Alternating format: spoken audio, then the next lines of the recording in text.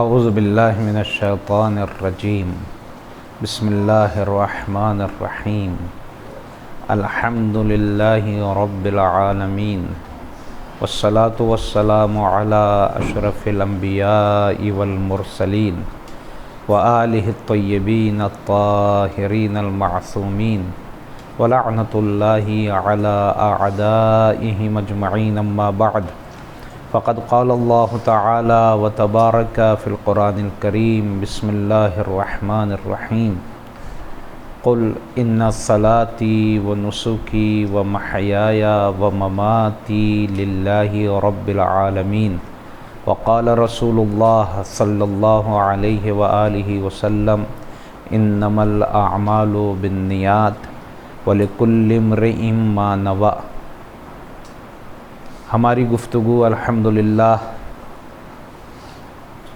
شریعت کے احکام میں مقدمات نماز کے سلسلے میں، یعنی وہ چیزیں کہ جو نماز میں داخل ہونے سے پہلے ہمیں انجام دینا چاہیے، اس سلسلے میں ہم گفتگو کر چکے۔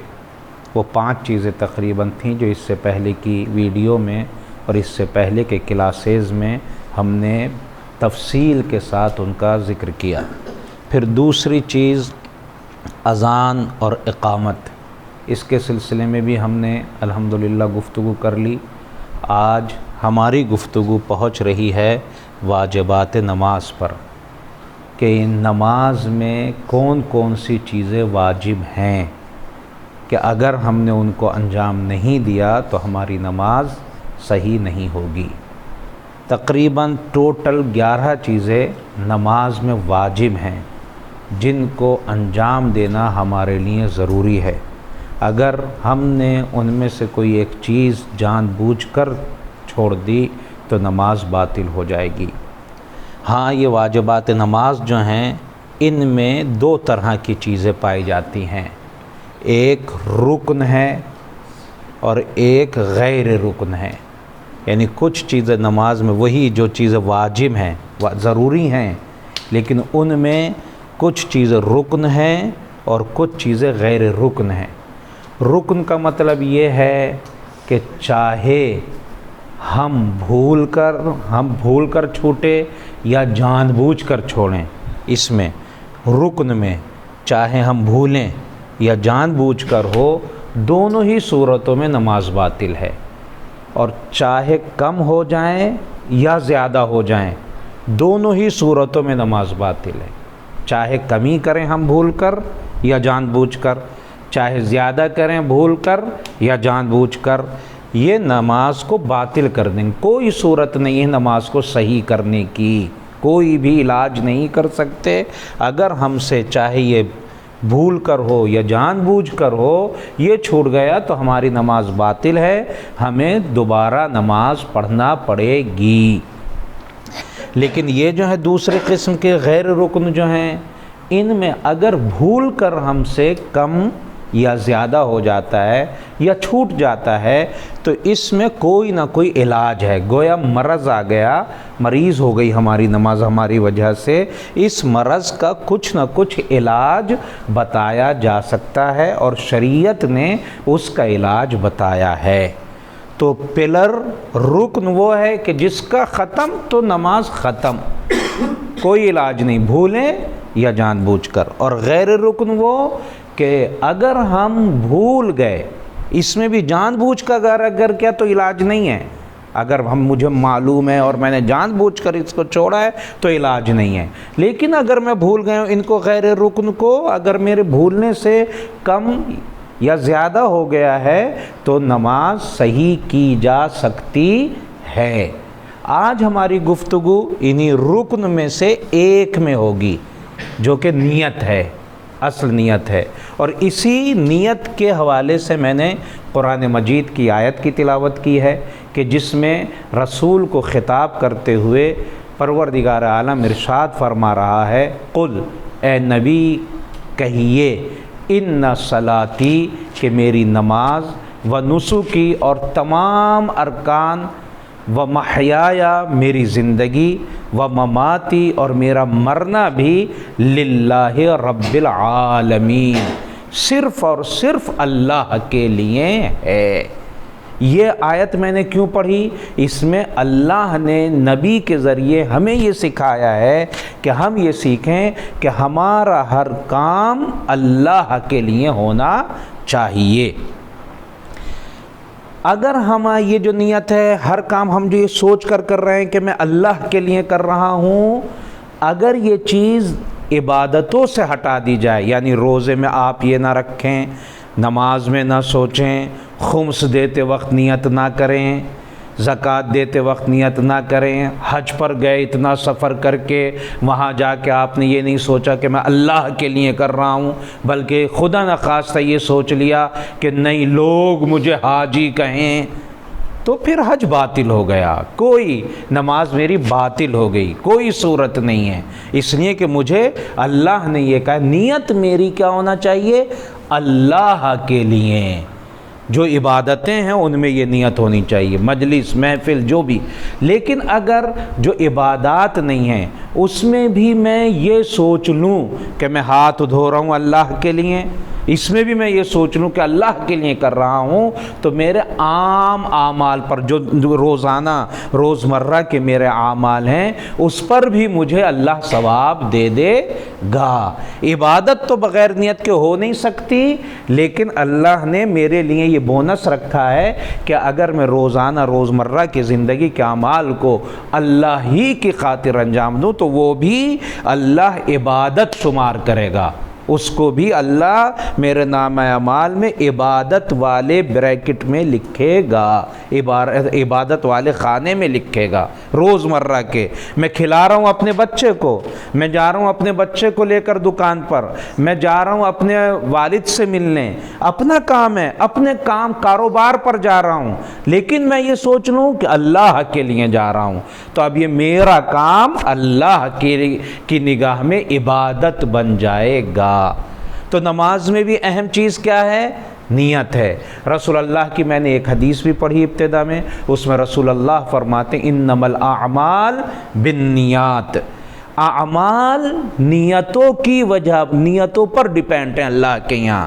وَلِكُلِّ امْرِئٍ، اور ہر شخص کے لیے وہی جزا ہے ما نوا، جو اس نے سوچا ہے۔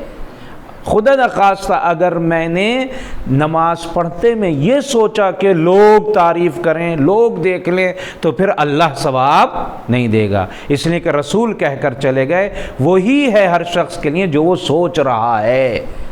اگر میں اپنے کسی کو دکھانے کے لیے آیا ہوں تو پھر اللہ اس کی جزا نہیں دے گا، اس کا ثواب نہیں دے گا اللہ، بلکہ قیامت کا دن جب آئے گا تو اللہ کہے گا جس کے لیے تم نے وہ پڑھی تھی، جس کے لیے تم مجلس میں گئے تھے، جس کے لیے تم نے فلاں عبادت کی تھی، جس کو سوچ کر کہی تھی، جاؤ اسی کے پاس جاؤ، اسی سے اس کی جزا مانگو، اسی سے اجر مانگو۔ میں کہاں سے، میرے لیے کیا نہیں تھا تو میں کیوں دوں تم کو؟ تو ہر کسی کے لیے وہی ہے جو وہ سوچ رہا ہے۔ تو نیت بہت اہم ہے نماز میں، کہ میں یہ سوچوں کہ اللہ کے لیے انجام دے رہا ہوں، اور مائنڈ میں میرے صرف اور صرف اللہ کی خاطر ہونا چاہیے۔ اور جب سے اہم بات یہ ہے، جب سے میں نماز شروع کروں لاسٹ تک نیت میری رہے، یہ نہیں کہ بس شروع میں کر لی، بہت سے لوگ سوچتے ہیں شروع میں نہیں، لاسٹ تک میرے ذہن میں یہ رہے کہ میں یہ نماز ظہر کی 4 رکعت اللہ کے لیے پڑھ رہا ہوں۔ یہ نہیں کہ نیت کر لی ظہر کی، پھر ذہن سے نکل گیا پتہ نہیں کیا کر رہے تھے، بھول ہی گئے نماز پڑھنا ہے، یا ظہر کی پڑھنا ہے، یا مغرب کی پڑھنا ہے، یا عشاء کی پڑھنا ہے، یا صبح کی پڑھنا ہے، کب کی نہیں۔ میرے شروع سے لے کر لاسٹ تک، نماز کے لاسٹ تک مجھے پتہ ہونی چاہیے کتنی رکعت، کون سی نماز، اور کس کے لیے، اللہ کے لیے ہونی چاہیے۔ یا اگر میرے ذہن میں ہے تب تو میری نماز کمپلیٹ ہے، صحیح ہے، ورنہ نماز میری صحیح نہیں ہے۔ دوسری بات یہ ہے کہ زبان پر لانا ضروری نہیں ہے، زبان سے کہنا ضروری نہیں ہے، دماغ میں ہونا چاہیے کہ میں کون سی نماز پڑھ رہا ہوں، اور کس کے لیے پڑھ رہا ہوں. تو یہ دماغ میں ہونا ضروری ہے، زبان پر لانا ضروری نہیں ہے. اور پھر یہ بات کہ کبھی بھی میرے ذہن میں کسی کو دکھانے والا مسئلہ نہیں آنا چاہیے پوری نماز میں. اگر قرأت کرتے وقت رکوع میں گیا میں، سجدے میں گیا میں، جانے میں فلاں دوست آ گیا وہ یہ دیکھ لے میں نماز پڑھ رہا ہوں، تو میری نماز باطل ہے، اس لیے کہ اس نماز کا مجھے ثواب نہیں ملے گا. دکھاوا آ گیا، میں دکھانے لگا، میں کہنے لگا، یا پڑھتے وقت میں یہ دکھانے کے لیے پڑھنے لگا کہ میری قرأت تو بہت اچھی ہے، میں بہت اچھی طرح پڑھتا ہوں، جیسے ہی آیا میری نماز باطل ہے، اس نماز کا مجھے ثواب نہیں ملے گا. ایک اہم پوائنٹ، بعض لوگ یہ سوال کرتے ہیں، دماغ میں تھا ظہر کی پڑھ رہا ہوں لیکن زبان سے نکل گیا عصر کی، زبان سے عصر نکل گیا، دماغ میں یہی تھا کہ ظہر کی نیت ظہر ہی کی کر رہا ہوں، لیکن جب میں نے کہا نیت میں تو نکل گیا عصر، اب میں کیا کروں؟ تو اس میں مسئلہ یہ ہے کہ جو آپ کے دماغ میں تھا وہی مانا جائے گا، جو آپ نے سوچا تھا. زبان سے جو نکلا اس کا کوئی اعتبار نہیں ہے، جو سوچا ہے وہ مانا جائے گا، وہی نیت مانی جائے گی. یہ کہاں سے بات سمجھ میں آئی؟ کبھی کبھی ہمارے اور آپ کے ساتھ بھی ہوتا ہے، ماں چاہ رہی ہے بڑے بیٹے کو پکارنا لیکن زبان سے نکل جاتا ہے چھوٹے بیٹے کا نام.